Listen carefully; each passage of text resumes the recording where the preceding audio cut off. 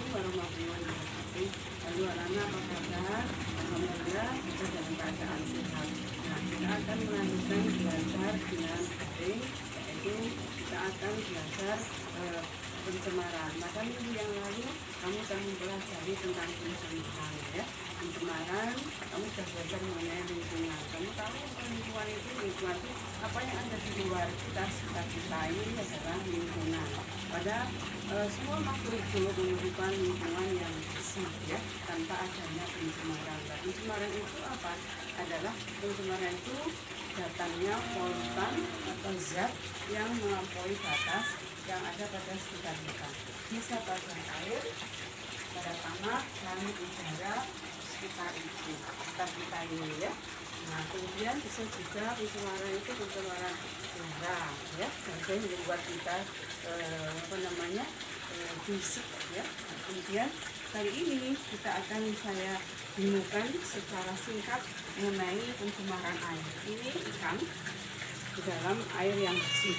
Di sini juga ada ikan dalam air yang bersih, hidup dengan kondisi yang nyaman, ya, dalam keadaan yang sehat. Namun jika kita beri ini deterjen anak-anak, ya, dari limbah cucian rumah tangga, nanti akan menunjukkan gerakan-gerakan yang, ya, gerakan-gerakan agresif. Nah, seperti ini. Nah, gerakan agresif ini tidak boleh. Nah, sudah tahu kan? Nah, ini saya tidak boleh berlanjut lama, ya, anak-anak. Nah, saya pindah, ya, supaya tidak mati.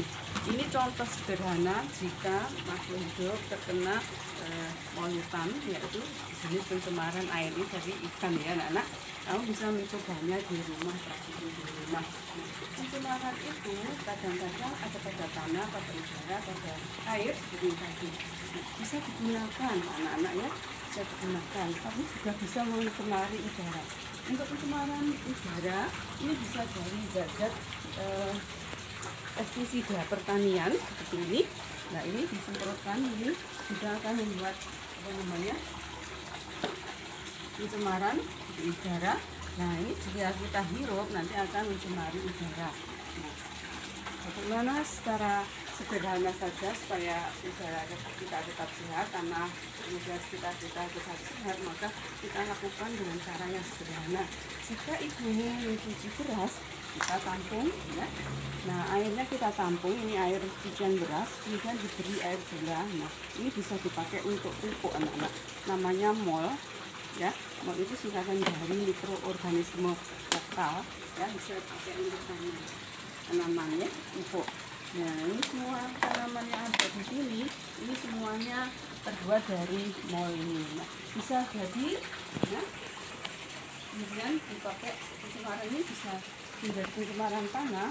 Pas wadah ini bisa dipakai lagi, ya.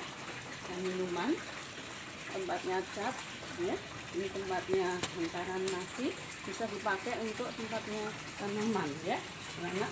Nah, supaya tidak mencemari tanah. Nah, kemudian kita sudah tidak terpakai, ini dipilah antara kertas dengan plastik, ya. Nah, ini nanti bisa dijual, bisa, atau diberikan ke pemulung, bisa menjadi amal, ya anak-anak. Nah, ini tadi adalah bekas-bekas limbah dari makanan, dari apapun bisa digunakan, yang bisa digunakan. Kemudian ini namanya reuse, penggunaan kembali barang-barang yang terpakai. Dan nanti kamu bisa menggunakan barang-barang yang tak terpakai itu dengan membuat sesuatu, ya, supaya kamu menghasilkan sesuatu dari barang-barang yang tidak terpakai.